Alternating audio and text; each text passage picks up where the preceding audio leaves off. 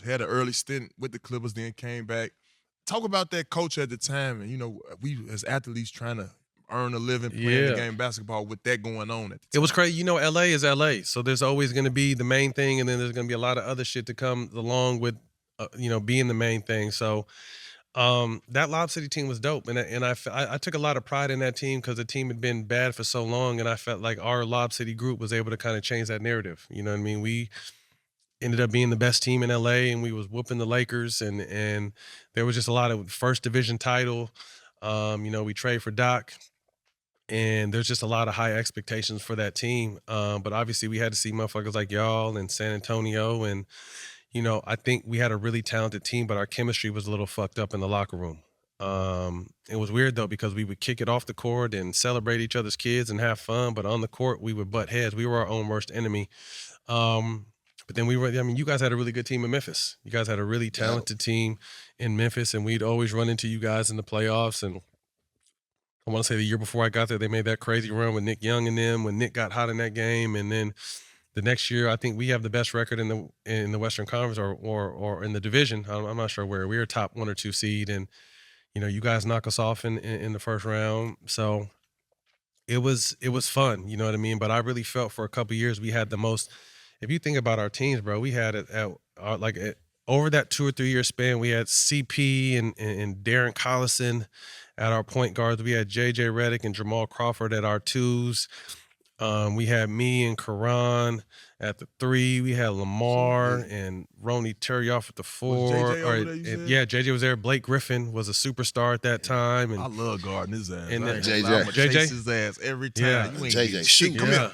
Come off the screen. He'll Wait, make you. shooting it. You got to stay on. Yeah, he'll make you work. Yeah. And then Well, obviously, yeah, and then Jamal was a whole different switch up. Jamal shaky and off the dribble with his Real shit. shit. JJ, you're chasing off screens like Better be conditioned. goddamn. Blake, and then a young DeAndre Jordan who's kind of finding his way, becoming runner up to DJ. Mark for Defensive Player of the Year, and an Olympian, and becoming an All Star. So we had a lot of amazing parts on that team, bro. But it just didn't manifest into much. But it was we had probably one of the most talented teams for a couple of years and just didn't win shit from it. That's for sure. Oh, y'all was working in a real hectic Yeah. environment during that time. It went viral Sterling. with the Sterling shit. Was that Yeah, kind of hard bro. to deal with? Or To me, it didn't matter, TA, because I faced real racism in my life. Like, like my senior year of high school, like this dude was fucking with my sister and calling her a nigga this and spit on her and everything. She was a sophomore, the senior. I had to whoop this Word. dude.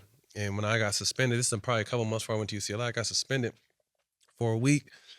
Like midweek, when I'm suspended, the KKK comes and like burns crosses and hangs mannequins in the tree, like niggas die and swastikas everywhere. So I seen like real hateful shit. So to hear like an owner talking about black people this and black people, like I didn't give a fuck what that old senile motherfucker had to say, but obviously the rest of the world did. So those, like his messages broke on TMZ when we're playing the Warriors in the first round. Damn. And this is a young Warriors team. This is Mark Jackson Warriors. So this is right before Steve Kerr, comes in and takes the job and they win a championship, I want to say, in his first year. So we were the team that beat the Warriors in the first round for the last time before they went on their dynasty runs. You know what I mean? So we had a talented team, but that shit came out during the playoffs. Guys felt certain ways. Like I said, I had experienced real racism, so I didn't really give a fuck, but some guys were hurt. You know what I mean? Some guys, I remember DJ really felt a certain way about it. JJ felt a certain way about it. Guys really felt a certain way about it. So it was just like, do we protest? Do we not play? This is social media is really starting to pick up. So everyone's trying to tell us what we should and shouldn't do. So it was hectic. Fortunately, Adam Silver made the right call, knew on the job, and banned that motherfucker for life. They sold the team to Bomber, and, the rest kind of goes on. But it was during that time, bro, it was crazy. Like sponsors, I remember we're in the playoffs, bro, and we go back to Staples Center, and some of our sponsors are covered up. Like they had to put a black curtain over them because sponsors were leaving our team and shit. It was some wild shit going on, man. But yeah, to your point, T, in the playoffs, you got to be the most focused. You got to be the most locked in. And, obviously that was a big distraction for us.